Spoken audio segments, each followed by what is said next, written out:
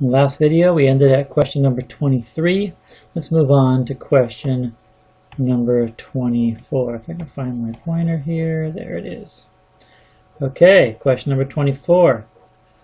Fill in the answers below based on the given graph. All right, so let's take a look at what we need. We need H and K. Well, that's important. H and K tells us a lot of the other questions. Let's go ahead and find that now.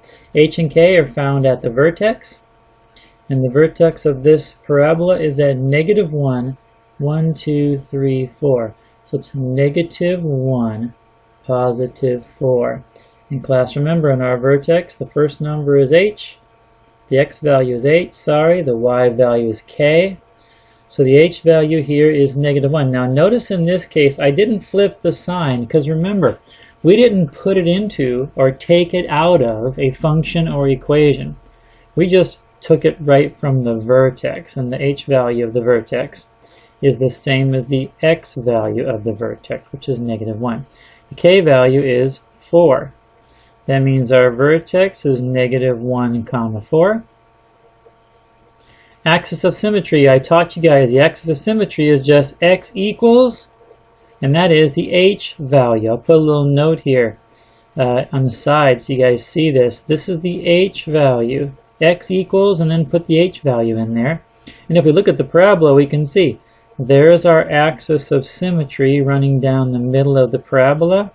And take a look at it. At that point, at that line, X is equal to negative 1.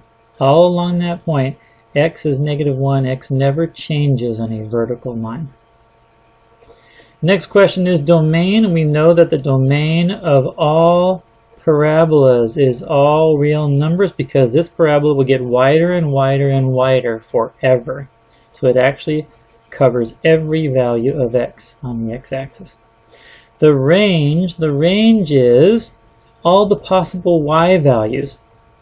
So here's how you do the range. The range is going to be taken from the K value. So we know that our K value is going to be in here. K is 4. The only question you have to answer is Y always going to be or possibly greater than or equal to 4 or less than or equal to 4? Take a look. There's our Y of 4. It's the Y can be any number less than that or equal to that. So this is going to be less than or equal to. What are the x-intercepts? Well, you see them on your graph. X, in this case, the x-intercept on this side of the parabola is at positive 1. So you've got an x-intercept at 1, 0. And we have an x-intercept at 1, 2, 3, so negative 3, 0. There is where our graph crosses the x-axis. And the y-intercept is, let's take a look. 1, 2, 3. Here's our y-intercept. It is hitting the y-axis at 3. So the y-intercept is at 0, 3. Think about it, class.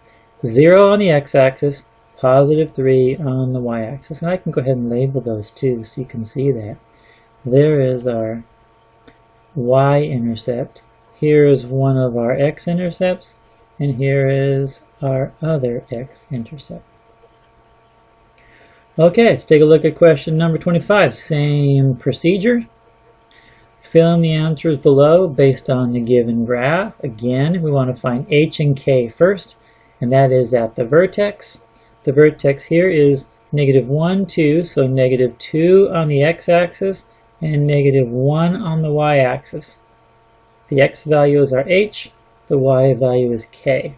So H is negative 2, K is negative 1. That means our vertex, which is HK, is negative 2, negative 1.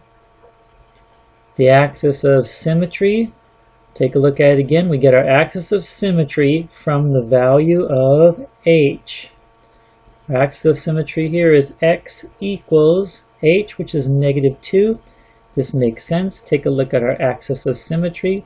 It's a vertical line that passes through X equals negative 2. Our domain is all real numbers. That's always our domain for parabolas, all real. The range is going to be Y, and remember we get our our limit of our range from the k value. Our k value is -1. Now all we got to do is decide whether y is always greater than or equal to that or less than or equal to that. Well, take a look at y. Here's our vertex where y equals -1. Y is greater than that, but never less than that. So y is greater than or equal to, let me write that a little clearer. Y is greater than or equal to -1.